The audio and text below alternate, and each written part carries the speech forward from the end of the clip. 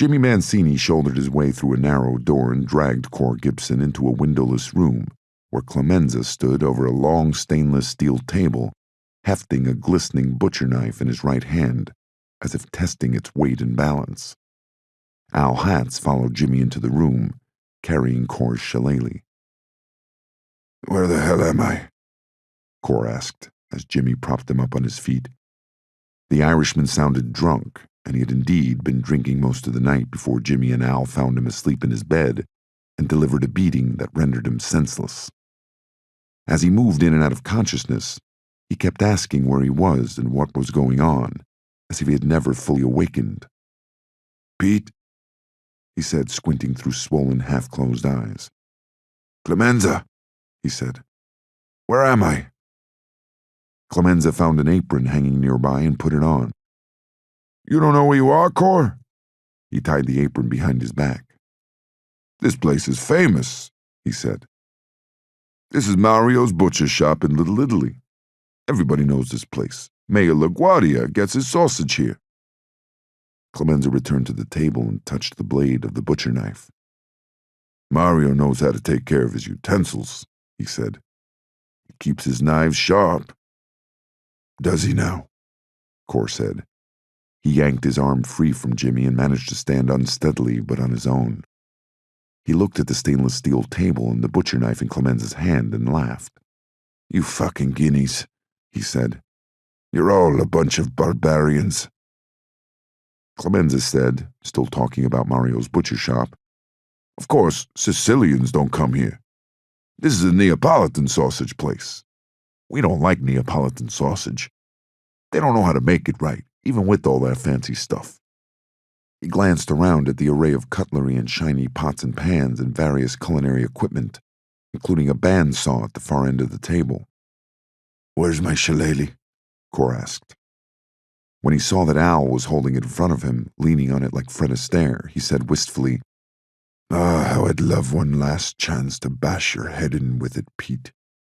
"Yeah, but you won't get it," Clemenza said, and he gestured to Jimmy. "Take care of him in the freezer," he said. "It's quiet in there." Cor went off without a fight, and Clemenza called after him. "See you in a few minutes, Cor." When the Irishman and the boys were out of sight, Clemenza stood in front of an array of knives and saws of various sizes, shapes, and designs hanging from a wall. "Will you look at all this?" he said, and whistled in appreciation. Tessio, with Emilio Barzini in front of him and Philip Tattaglia following, made his way through a maze of tables, where 50 or more diners in evening wear chatted and laughed over their meals. The club, not as fashionable as the Stork Club but a close cousin, was located in a midtown hotel and crowded every night of the week with celebrities, but it was not a club that any of the families frequented. Tessio glanced from table to table as he made his way to the back of the room. He thought he might have seen Joan Blondell at one of the tables, seated across from a classy-looking guy he didn't recognize. To one side of the room, where a small orchestra was set up on a long white riser that served as a stage, a band leader in tails stepped up to a wide microphone next to a white grand piano and tapped the mic 3 times with a baton, and the orchestra launched into a snappy version of My Blue Heaven. "This dame's got a voice like an angel," Tattaglia said, as a young woman with smoky eyes and long black hair approached the microphone and began to sing. "Yeah," Tessio said, and the single syllable came out sounding like a dolorous grunt. At the back of the room, little Carmine, one of Tomasino's boys, stood in front of a pair of glass doors with his hands clasped at his waist, watching the singer. A flimsy curtain covered the length of the glass doors, and through it, Tessio could see the outline of 2 figures seated at a table.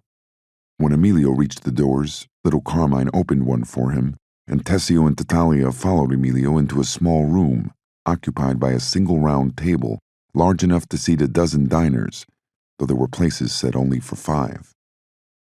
A waiter stood beside the table with a bottle of wine in his hand, next to Mariposa, who was wearing a gray 3-piece suit with a bright blue tie and a white carnation. Tomasino Cinquemani was seated next to Mariposa, in a rumpled jacket with the top button of his shirt undone and his tie slightly loosened. "Salvatore," Mariposa called out as Tessio entered the room. "Good to see you, my old friend," he said. He rose and extended his hand, which Tessio shook. "You too, Joe." Tessio offered a slight nod to Tomasino, who hadn't risen, but nonetheless looked glad to see him. "Sit." Mariposa gestured to the seat alongside him, and then turned his attention to the waiter, as Barzini and Tattaglia joined Tessio in taking their seats at the table. To the waiter, Giuseppe said, "I want the best of everything for my friends. Be sure the antipasta's fresh," he said, lecturing the waiter. "For the sauces, squid on one pasta, nice and black. On the ravioli, fresh tomato with just the right amount of garlic. Not too much, just because we're Italians, eh?" He laughed and looked around the "Salvatore," he said, "you don't know what a pleasure it is to see you. I'm honored that we will be true friends in the years to come." Tessio answered, "I have always wanted your friendship, Don Mariposa. Your wisdom and your strength have inspired my admiration." As usual, Tessio sounded like he was delivering a eulogy. Mariposa, nonetheless, was beaming. "Ah, Salvatore," he said, and suddenly his demeanor changed to one of great seriousness. He touched his hand to his heart. "Surely you understand, Salvatore. We never wanted to go through with this parade thing, but the Corleones, they got themselves barricaded out there in Long Beach. Maron, an army couldn't get to them there. Barzini here had to slither like a snake just to get word to you." Mariposa sounded deeply angry, furious at the Corleones. "They forced this parade thing on us," he said. "And look how it turned out." He slapped the table. "An abomination." "See," Tessio said gravely. "An abomination." "And now we'll make them pay," Mariposa said, leaning over the table. "Tell me, Salvatore." He filled Tessio's wineglass from the bottle of Montepulciano in the center of the table. "What can I do for you in return for this favor you offer me?" Tessio looked around the table, surprised to be getting down to business so quickly. Emilio nodded to him, encouraging him to respond. Tessio said to Mariposa, "I want to make a peaceful living. The bookmaking in Brooklyn, the concessions on Coney Island, that's all I need." Mariposa sat back in his chair. "That's a very good living," he said, "and peaceful." He paused as if to think it over and then said, "You have my word on it." "We have an understanding then," Tessio said. "Thank you, Don Mariposa." He rose and reached across the table to shake hands. "Splendido," Emilio said as Mariposa and Tessio shook hands. He clapped politely along with Tattaglia and then looked at his wristwatch. To Giuseppe, he said, "Now that you two have an agreement, Tattaglia and I need to take care of a few things with our boys." He stood and Tattaglia joined him. "Give us a few minutes," he said. "We'll be right back." "But where are you going?" Giuseppe objected. He looked surprised. "Right now you have to go?" "We have to set some things in motion," Tattaglia said. "It won't take 5 minutes," Emilio added, and he put a hand on Tattaglia's shoulder and led him to the door, which again magically opened for him. Giuseppe looked to Tomasino as if for reassurance. To Tessio he said, "Business," and made a face. "They'll be right back." Once Tattaglia and Barzini were out of the room, Tomasino turned in his chair and wrapped his beefy arms around Giuseppe's chest, pinning him to his seat, while in the same moment, Tessio rose and stuffed a cloth napkin in his mouth. Giuseppe craned and twisted his neck, trying to look behind him to the man who was holding him fast to his seat. Through the napkin, he muttered, "Tomasino." Tomasino said, "It's business, Joe," as Tessio removed the garrote from his jacket pocket and snapped the thin piano wire taut in front of Giuseppe's face. "I usually don't do the dirty work anymore," Tessio said as he moved behind Mariposa. "But this is special," he added, whispering into his ear. "Just for you, I insisted."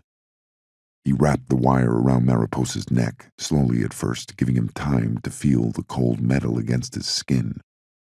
Then Tomasino let go of Mariposa as Tessio pulled the wire tight, while at the same time pressing his knee into the back of Giuseppe's chair for leverage.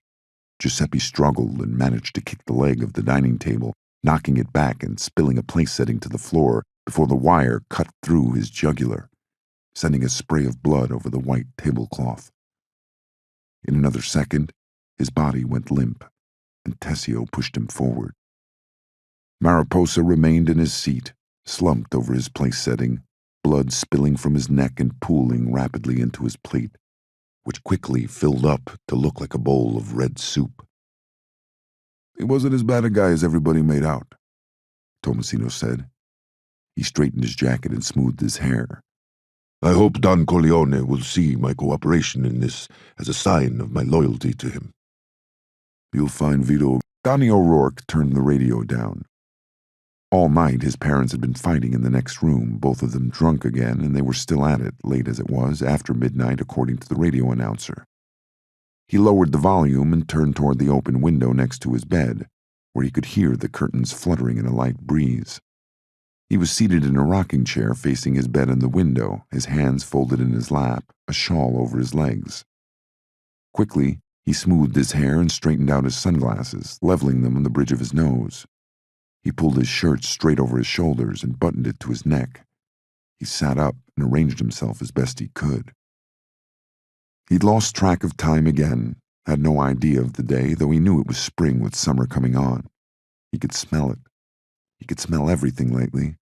He knew whether it was his mother or father coming into the kitchen instantly from the sound of their movements and from the smell of them, which was the smell of whiskey and beer, but different for each of them. A slightly different odor he recognized immediately, though he couldn't put it in words, the smells, their smell. Now, he knew it was Luca Brazzi on the fire escape. He knew it with certainty. When he heard him step into the room through the open window, he smiled at him and said his name softly. Luca, he said. Luca Brazzi. How did you know it was me? Luca spoke softly, little more than a whisper. No need to be worrying about my folks, Donnie said. They're too drunk to cause you any problems. I'm not worried about them, Luca said. He crossed the room till he was standing in front of the rocker. He asked again, How'd you know it was me, Donnie? I can smell you, Donnie said. He laughed and added, Jesus, you smell bad, Luca. You smell like a sewer. I don't bathe like I should, Luca answered. I don't like getting wet. The water bothers me. He was quiet a while. Then he asked, Are you scared? 27. Light rain, as much heavy mist as rain, dripped from the black fire escapes that lined the alley behind Eileen's bakery. It was late for Caitlin to be up, and Sonny was surprised when Eileen stopped at the living room window and pulled down the shade, with Caitlin in her arms. They were a pair, the two of them. Eileen with her sandy blonde hair and finger curls, Caitlin with fine blonde waves falling over her shoulders. Sonny took off his fedora and brushed the wetness from its brim. He'd been waiting in the alley a long time. He'd parked a few blocks away at dusk, waited until it got dark, opened an unlocked spear picket gate, and took up a place in the alley where he could watch the back windows of Eileen's apartment. Part of him figured Bobby wouldn't be here with Eileen and Caitlin, and part of him couldn't imagine where else he'd go. And then maybe a second or two after Eileen pulled the shade, he knew Bobby was with her. He'd never seen that shade pulled in the many times he'd visited Eileen's apartment. The window looked out on a blank wall in a gated alley no one but the garbage collectors used. A minute later, the block glass window of the little room behind the bakery lit up with a dim orangish light, and Sonny knew it was Bobby. He could almost see him settling into that narrow cot and turning on the table lamp where it rested beside a stack of books. The screwdriver he'd brought along, knowing if needed he could use it to jimmy the back door to the bakery, was in his pants pocket, and he wrapped his fingers around the grooved wooden handle. He watched the door for several minutes. He couldn't seem to make his mind settle or his feet move. He was sweating, and he felt like he might be getting sick. He took a few deep breaths and then found the silencer in his jacket pocket and looked it over. A heavy, silvery cylinder grooved where it screwed into the barrel. He held the gun steady around the barrel and fitting the silencer to it. When he was done, he dropped it into his jacket pocket but still didn't move from his spot. Only waited there in the heavy mist, watching the door like it might at any moment open and Bobby would be there laughing at him and inviting him in. He rubbed his eyes with the heels of his hands. When he heard Eileen yell at Caitlin, a harsh note of frustration in her voice, he found himself crossing the alley and slipping the screwdriver into the space between the frame and the lock. The bakery door opened easily, and he stepped into a quiet, dark space rich with the smell of cinnamon. A bit of light seeped out from under the door to Bobby's room. From upstairs, directly over him, he heard running water and the patter of Caitlin's feet shuffling in and out of the bathroom. He took the gun from his pocket and then put it back and then took it out again and pushed open the narrow door to find Bobby, as he'd guessed, stretched out on the cot, a book in hand, the lamp on beside the bed, a new bright orange shade hiding the light bulb. Bobby, startled, tossed the book to the floor and then froze, halfway out of the bed, stopped, picked up the book, and fell back with his arms crossed behind his head. His eyes were fixed on the gun in Sonny's hand. "How'd you get in?" he asked. Sonny had been pointing the gun at Bobby. He let it drop to his side and leaned back against the wall.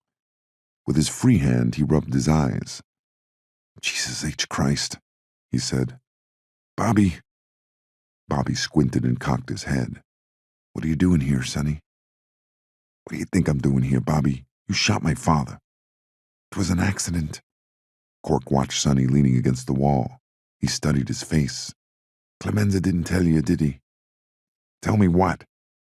"Eileen got word to Clemenza." "He should have told you. He knows what happened at the parade, Sonny." "I know what happened at the parade," Sonny said. "I was there, remember?" Bobby pushed his hair off his face and scratched his head. He was wearing khakis and a blue work shirt unbuttoned to his waist. He again looked at the gun dangling from Sonny's hand. "A silencer," he said, and laughed. "Sonny, it was an accident, my shooting Vito.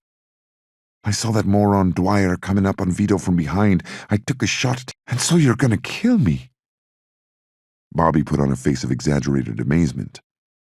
"Jesus Christi, Sonny," he said. "You can't kill me even if you think you have to, which, by the way, is fucking ridiculous." "It's not ridiculous." "Yeah, it is," Bobby said, a quick, sharp note of anger shooting into his voice, though he was still lying back in his cot, his arms behind his head. "You can't kill me, Sonny. We've known each other since we were younger than Caitlin. Who are you kidding? You can't be killing me because of how it makes you look with your family." He watched Sonny, reading his face and his eyes. "You're not going to shoot me," he said. "It'd be like shooting yourself. You can't do it." Sonny lifted the gun, pointed it at Bobby, and found that he was right. He couldn't pull the trigger. He knew it, that he could never pull the trigger. Bobby seemed to know it too. "I'm disappointed in you," Bobby said. "It's breaking my heart you thought you could do a thing like this." He stared at Sonny fiercely then, and added, "This isn't you, Sonny. This isn't you to think you could have done a thing like this." Sonny kept the gun aimed at Bobby's heart. "I have to, Cork," he said. "I have no choice." "Don't be feeding yourself that malarkey. Of course you have a choice." "I don't," Sonny said. Cork covered his eyes with his hands and sighed, as if despairing. "You can't do it," he said without looking at Sonny. "Even if you're stupid enough to think you have to." Sonny let the gun drop to his side. "You mix," he said. "You're all good at talking." "I'm just telling you the truth," Cork said. The truth's the truth, even if you're too stupid to see it. You think I'm stupid? You said it, Sonny. Sonny felt like he was wrestling with an unsolvable problem. He looked down at the gun dangling from his hand and then across the room to Cork, and though his eyes moved, his body was frozen in place. As the seconds ticked past, his face grew darker. Finally, he said, I may be stupid, Bobby, but at least my sister's not a whore. Cork looked up at Sonny and laughed. What are you talking about? I'm talking about Eileen, Sonny said. Hey, pal, I've been fucking Eileen for years. What's got into you? Cork asked, and he sat up on the cot. Why are you saying stuff like this to me? Because it's true, you stupid Mick. I've been doing the number on Eileen 3 times a week since— Shut up, you lying bastard! Cork looked to the ceiling, to the sound of water running in the bath, as if concerned that Eileen or Caitlin might hear what was being said. It's not funny, if that's what you're thinking, he said to Sonny. Eileen wouldn't dirty herself with the likes of you, and we both know it. But you're wrong, Sonny said, and he pushed himself off the wall, his legs finally moving. He took a step toward Cork. Eileen loves it, he said. She loves to suck. Cork was up and off the bed and almost on top of Sonny before he lifted the gun, aimed for Cork's heart, and shot him. The gun going off with a loud thump, with the sound of a hammer blow against plaster. A block of window glass shattered and shards of glass hit the orange lampshade, knocking the lamp to the floor. Sonny let the gun drop from his hand as he caught Cork in his arms. He saw the impossibly wide and spreading bloodstain on the back of Cork's shirt and knew with certainty that he was dead, that the bullet had gone through his heart and exited his back and lodged in the block glass window that looked out over the alley. He took the time to lift Cork, lay him down in his bed, and place an open book on the bloodstain spreading over his heart, as if to hide the wound from Eileen, who was already hurrying down the stairs, calling Bobby's name, asking if he was okay. Sonny was out of the alley and at the gate when he heard her scream. She screamed once, loud and long, followed by silence. At his car, he started the engine and then flung 28. Vito leaned back on the living room sofa and held Connie in his lap with an arm around her waist, letting her cuddle up against him sleepily as she looked out over the living room and listened with what seemed like genuine interest to Jimmy Mancini and Al Hatz argue about baseball. Jimmy's daughter Lucy sat beside them working intently on a connect-the-dots picture in a brightly colored activity book. Every once in a while, she'd look up at Connie, as if to make sure her friend hadn't gone anywhere while she'd been lost in her picture. They were in Vito's living room on Hughes Avenue, mid-afternoon on a Sunday that had been gorgeous, with bright blue skies and temperatures in the 70s. When Tessio came into the room, Al and Jimmy stopped their arguing, which had been mostly about the Giants' chances of repeating as World Series champs. Al said, Sal, you think the Dodgers got a shot at the pennant? Both men broke into laughter as soon as the question was asked, since the Dodgers would be lucky if they made it out of the cellar. Tessio, a diehard Brooklyn Dodgers fan, ignored them, sat next to Lucy, and took an interest in her activity book. A burst of laughter came from the kitchen, followed by Sandra leaving the room red-faced.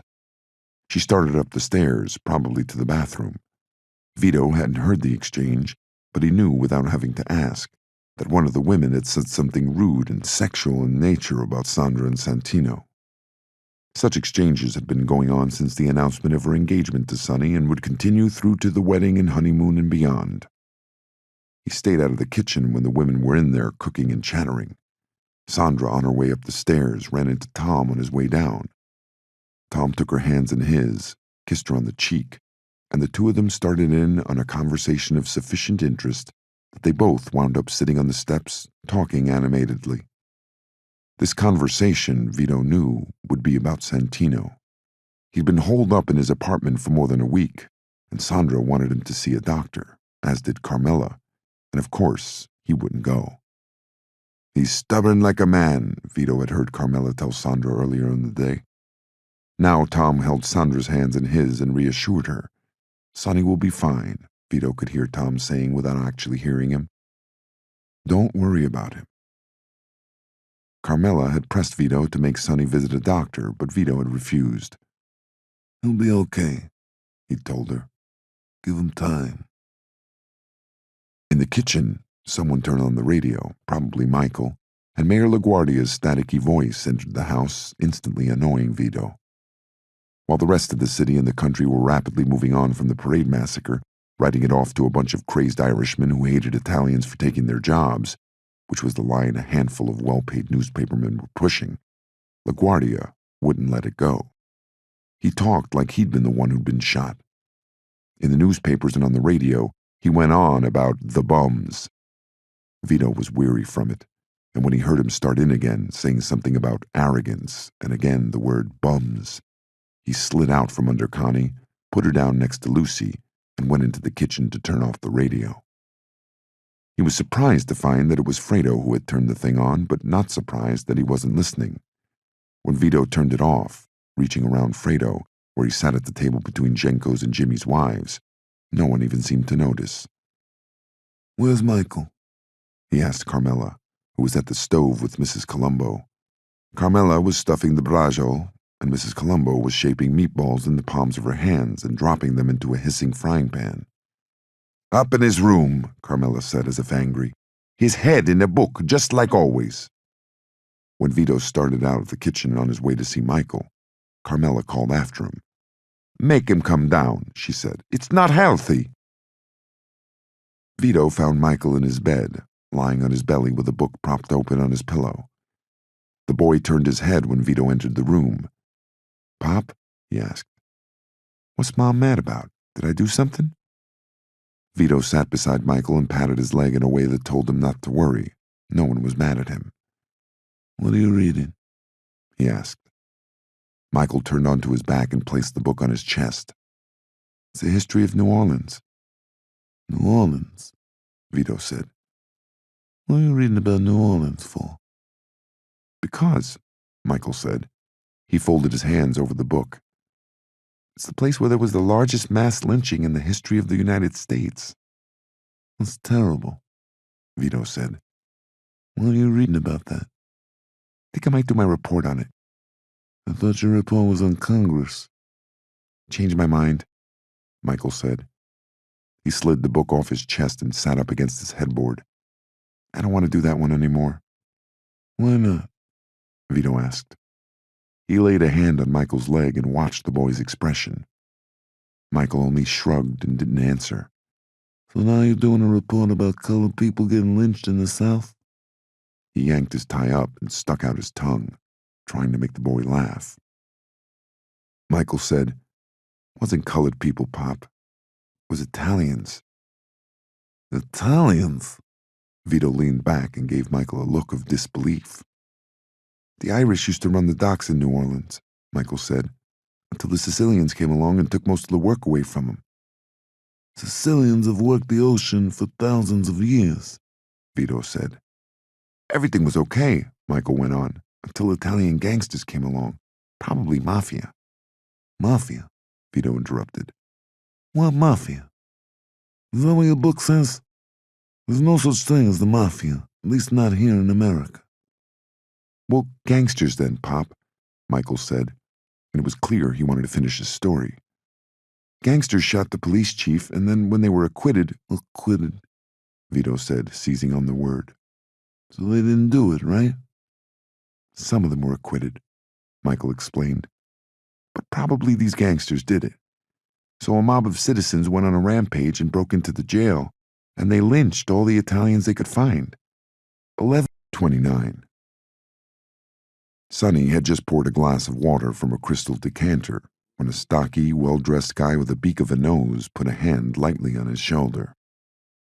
Hey, Sonny, the guy said. How much longer are they going to be in there? I know you? Sonny asked. Clemenza and Tessio were talking nearby, along with a small crowd of friends and associates of the 6 Dons meeting in the adjacent conference room, the 5 New York Dons and DeMeo from New Jersey. Virgil Salazzo, the guy said, and offered Sonny his hand. Sonny shook his hand. They're just finishing up. He lifted the glass of water. My father's doing so much talking he's got to oil the pipes. Any problems, Sonny? Clemenza asked. He and Tessio came up behind Sollozzo and stood one on either side of him. Clemenza had a silver tray in hand, piled high with prosciutto and gabagool, salami, anchovies, and bruschetta. No problems, Sonny answered. He glanced at the lavish spread of food and drink laid out on a long table, and the men in chef suits with ladles and spatulas in hand serving the crowd. Pop outdid himself, he said. This is some feast. That for your father? Tessio asked, gesturing to the glass of water in Sonny's hand. Yeah, gotta oil the pipes, Sonny said. Clemenza said, pointing to the conference room with his tray.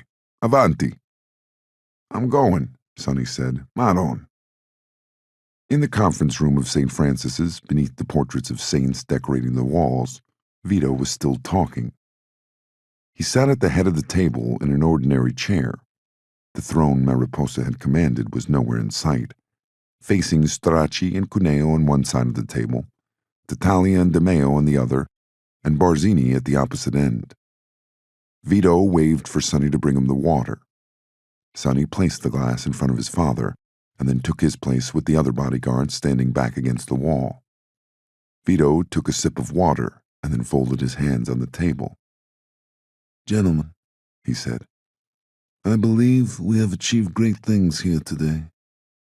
Before we finish our discussions, I want to say again, on my family's honor, and to give you my word, and with me, my friends, you know my word is as good as gold.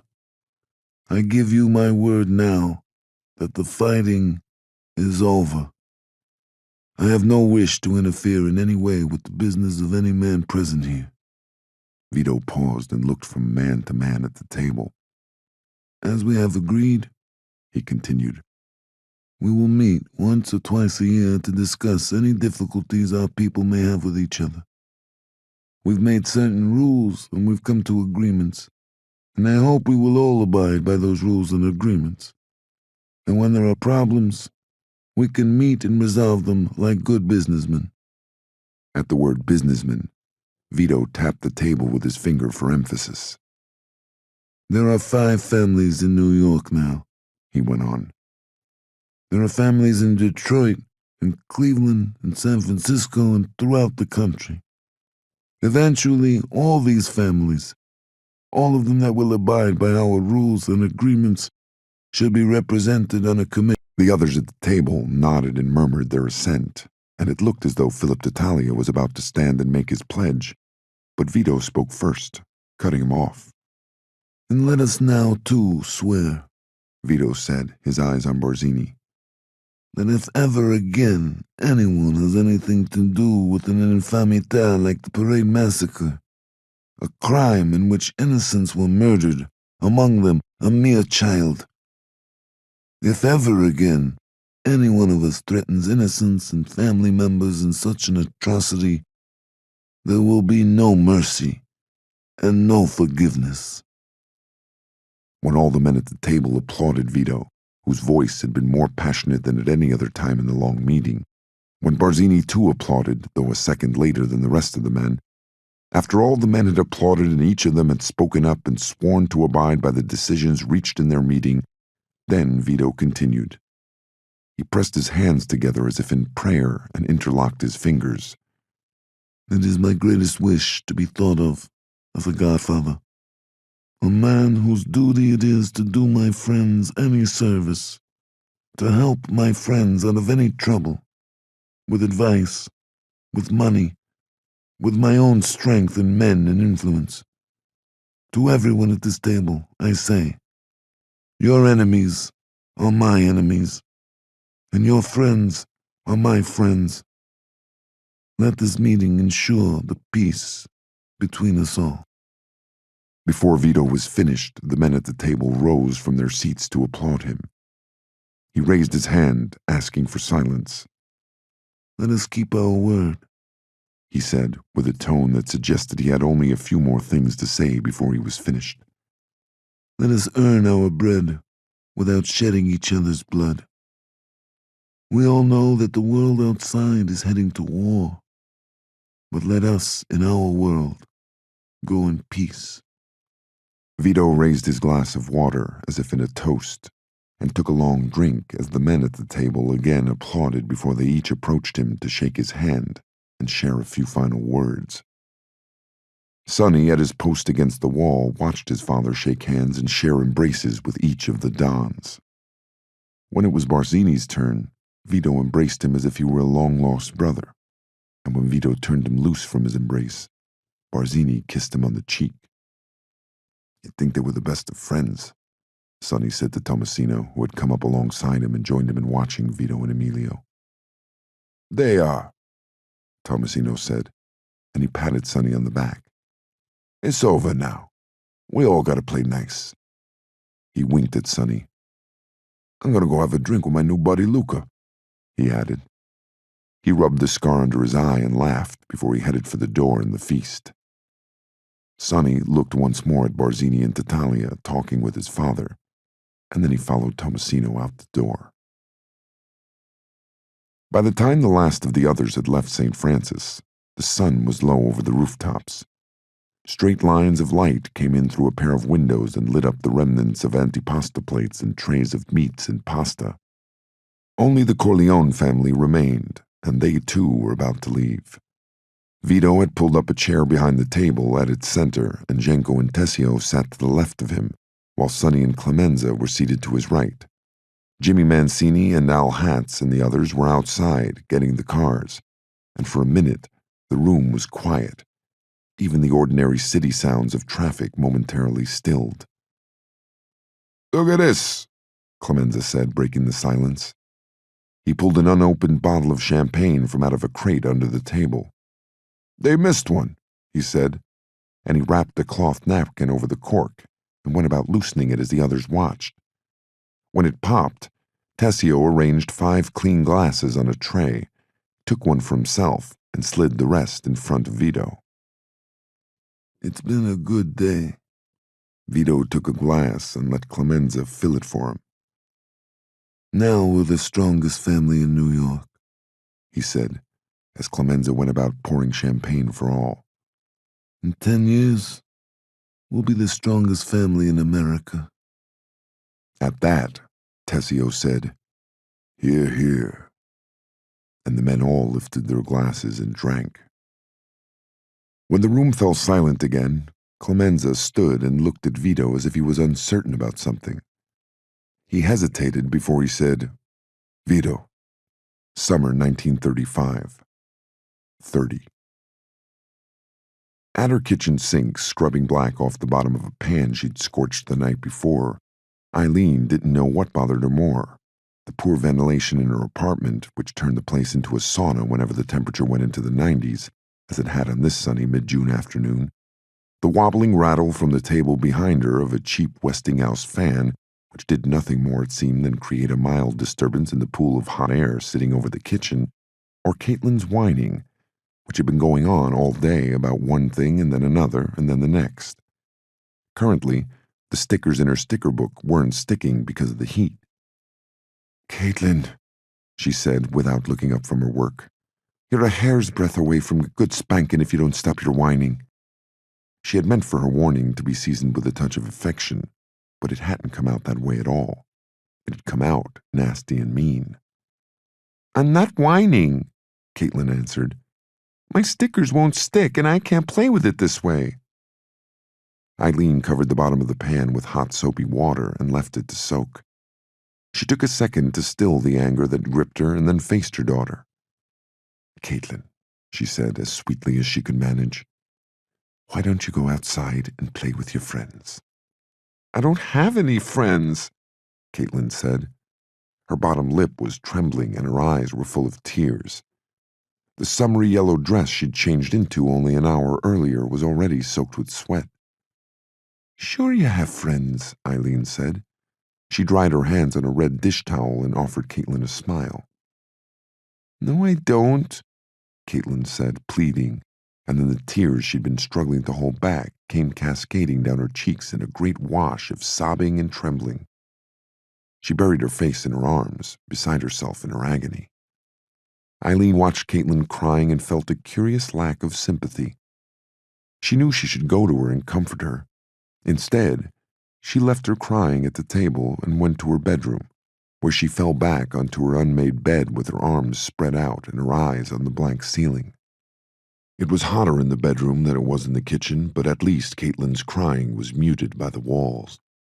She lay there like that a long while, in a kind of daze, her eyes wandering from the ceiling to the walls, to her dresser, where Bobby's picture was propped up next to Jimmy's, the two of them there where she could see them every night before going to sleep, and every morning upon waking. In the center of the courtyard, surrounded by the magnificent stone walls of the compound, 20 or so men and women, neighbors and friends, linked arms and made a circle as they danced and kicked their feet to Johnny Fontaine singing Luna Mezzo Mare on a wooden stage accompanied by Nino Valenti playing the mandolin and a small orchestra of musicians in white tuxedos. Vito watched the crowd from a platform set up on a small rise at the edge of the courtyard, close to the compound wall. It covered a bare spot in the ground where he had tried to grow fig trees and failed, and where he planned to start a garden in the spring. He had wandered there from the bride's table, close to the stage, to get away from the loud music and for the view of the party the platform afforded, and because he wanted to be alone for a minute with his thoughts. But Tessio and Genko had found him almost immediately and started up again with their chatter. Now they were clapping their hands and tapping their feet to the music with big smiles on their faces, even Tessio. The platform was there to hold the rental chairs and various other wedding equipment. Vito found a chair leaning against the wall and sat down to watch the partiers. It was hot, over 90, and everybody was sweating, including Vito. He opened the top button of his shirt and loosened his tie. All of his business associates were at the party, everyone of any importance. They were seated throughout the courtyard among his family, friends, and neighbors. Most had left their assigned seating hours ago, and now the Barzinis, Emilio and Ettore, were at a table with the Rosato brothers and their women.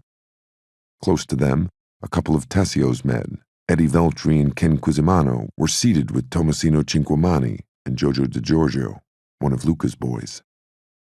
Even the New Jersey guys were here, lumbering Mickey DeMeo and his wife and children.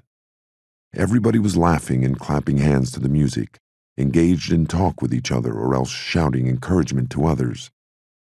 Among the dancers in the circle, Ottilio Cuneo linked arms with his daughter on one side and his wife on the other.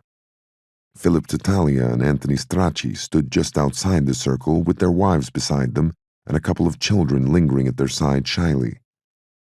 This was the wedding of his oldest son, and Vito was pleased that no one had missed it, and even more pleased that the gifts and blessings and congratulations were heartfelt. Everyone was making money now. Everyone was in the mood to celebrate. When the song ended to waves of applause and shouting, Genko joined Vito and the others on the platform, a wooden bowl of oranges in his hand. "Hey," Clemenza yelled. He pulled a moist handkerchief from his rumpled jacket and mopped his forehead.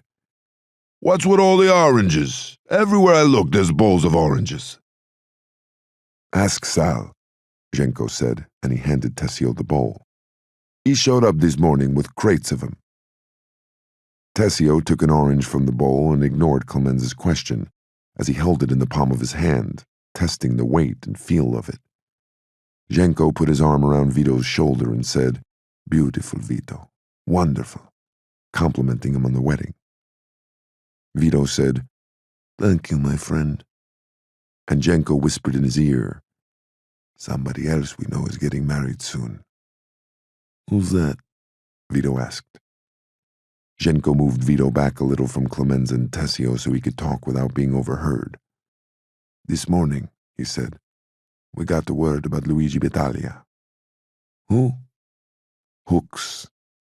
Luca's guy who turned him into the cops and ran off with his money. Oh, Vito said. and? Turns out he opened a restaurant in West Virginia someplace, middle of nowhere. Getting married to some hillbilly girl from down there. Genko made a face at the craziness of such a thing. That's how we found him. His name turned up in a wedding announcement. The imbecile used his real name. Does Luca know? Vito asked. No, Zhenko said. Good. Make sure it stays that way. Luca doesn't need to know about this. Vito, Zhenko said. He took a lot of Luca's money. Vito raised a finger to Zhenko and said, Luca is not to know. Never. Not a thing. Across the courtyard, directly opposite from them, Luca Brazzi ambled up to the stone wall and turned to look out over the gathering. His gaze was vacant, but he might have been looking directly at Vito. Zhenko noticed him and said, Have you talked to Luca recently, Vito? He gets dumber every day. He doesn't have to be smart, Vito said. Tom Hagen stepped up and embraced Vito. He was followed by Tessio, Clemenza, and Frankie Pentangeli, all of whom suddenly wanted to join the conversation. Tom had caught Zhenko's last remark about Luca. He's wandering around like a zombie, he said to Zhenko. Nobody's talking to him.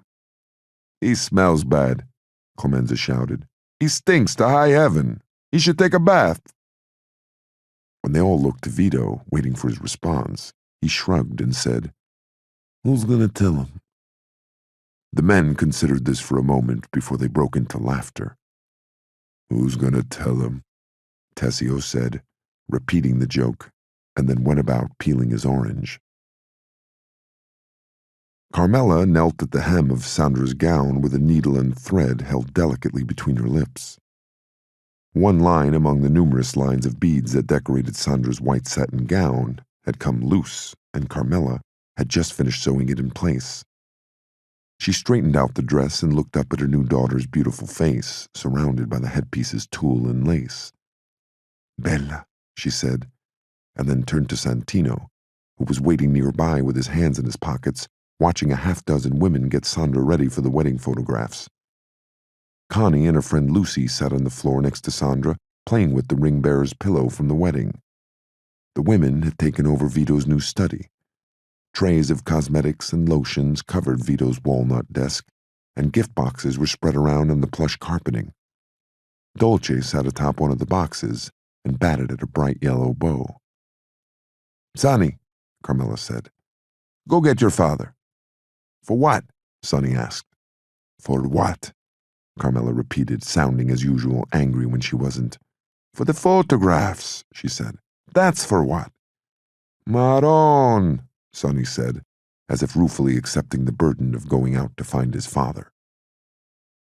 For weeks now, Sonny had been dutifully following all the rituals of his marriage ceremony, from the meetings with the priest and the wedding bands to the rehearsals and the dinners and everything else, till he was ready now for it all to be over.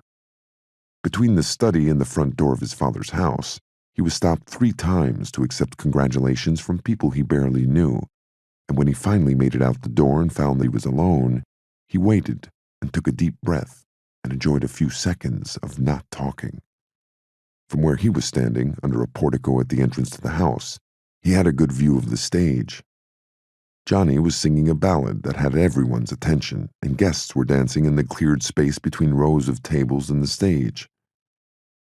Cazzo, he said aloud at the sight of Councilman Fisher, talking in a circle with Hubble and Mitzner, a couple of his father's big-shot lawyers, and Al Hatz and Jimmy Mancini, 2 of Clemenza's men. They were chatting and laughing like a bunch of lifelong friends. To one side of the courtyard near the boundary wall, close to Sonny's new house, where he would live with Sandra when they got back from their honeymoon, he spotted his father standing on an equipment platform, his hands folded in front of him as he looked out over the crowd. He had a look about him of great seriousness. Across from the platform on the other side of the courtyard, Luca Brazzi squinted and gazed out over the wedding guests, as if looking for something or someone he'd lost. While Sonny watched, they lifted the oranges to their mouths at the same moment. Vito bit off a slice and wiped his mouth with a handkerchief, while Luca bit into his orange, peel and all, and seemed unaware of the juice dripping from his cheeks and his chin. Michael jumped onto the platform with Vito, running from Fredo, who was close behind and waving a stick of some kind. When Michael slammed into his father, nearly knocking him down, Sonny laughed at the sight of it. Vito took the stick away from Fredo and playfully whacked him across the can, and again Sonny laughed, as did Frankie Pentangeli and Tessio, who were standing on either side of Vito, and little Paulie Gatto, who had been chasing after Fredo and Michael and leapt up onto the platform after them. Sonny watched the festivities undisturbed for a time, and it occurred to him, watching the councilmen and the lawyers and the judges, the cops and detectives mingling with the heads of the families and all their men, it occurred to him that his family was the strongest of them all, and nothing was going to stop them. Not now. They had it all. They had everything, and nothing was in their way. Nothing was in his way, since he was the oldest son and thus heir to the kingdom. Everything, he thought. And though he couldn't have said what everything meant, he felt it. He felt it down to his bones, like a surge of heat. It made him want to lean back and roar. When Clemenza waved for Sonny to join him on the platform, Sonny opened his arms as if embracing Clemenza and every other guest at the wedding, and he stepped out into the courtyard to join his family. Clemenza and every other guest at the wedding, and he stepped out into the courtyard to join his family.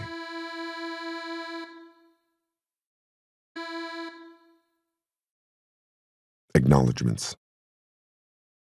Thanks to Neil Olson for providing me the opportunity to write this novel. Mario Puzo's characters and themes turned more compelling and engaging the more deeply I explored them. Thanks to Tony Puzo and the Puzo family for approving Neil's choice, and thanks most of all to Mario Puzo himself, whom I sincerely hope would have approved of the family Corleone. The Godfather saga had already moved into the realm of American mythology during Mario's lifetime. I'm honored to have had this chance to work with such rich material. Thanks also to Mitch Hoffman for his insightful editing, his encouragement, and his reliable good humor, and to Jamie Rabb, Jennifer Romanello, Lindsay Rose, Leah Turcosis, and all the talented professionals at Grand Central. A special note of thanks to Clorinda Gibson, who reviewed my use of Italian and thus had to work with all those words she wasn't allowed to say growing up in a good Italian family. As always, I'm deeply grateful to my friends and family, and to the many writers and artists I've had the good luck to meet and work with over the years. Thanks to you all. This has been an Hachette audio production of The Family Corleone, based on a screenplay by Mario Puzo. Written by Ed Falco. Read by Bobby Cannavale. Produced and directed by Michelle McGonigal. Engineered by Brendan Feeney. Post-production by Tim McCarthy.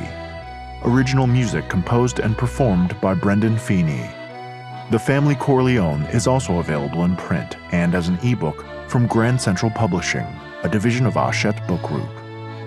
Text copyright 2012 by the estate of Mario Puzo. Audio production copyright 2012 by Hachette Audio. All rights reserved.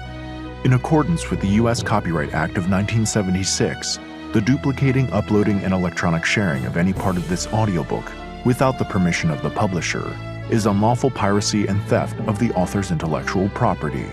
If you would like to use material from the audiobook other than for review purposes, prior written permission must be obtained by contacting the publisher at permissions@hbgusa.com. Thank you for your support of the author's rights. This audiobook is a work of fiction. Names, characters, places, and incidents are either the product of the author's imagination or are used fictitiously, and any resemblance to actual persons, living or dead, events or locales is entirely coincidental.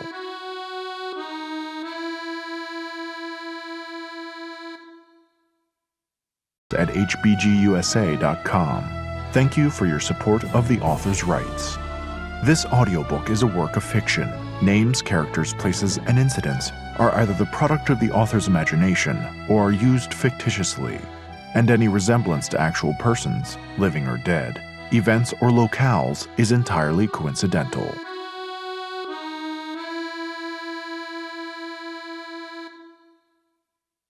Is entirely coincidental.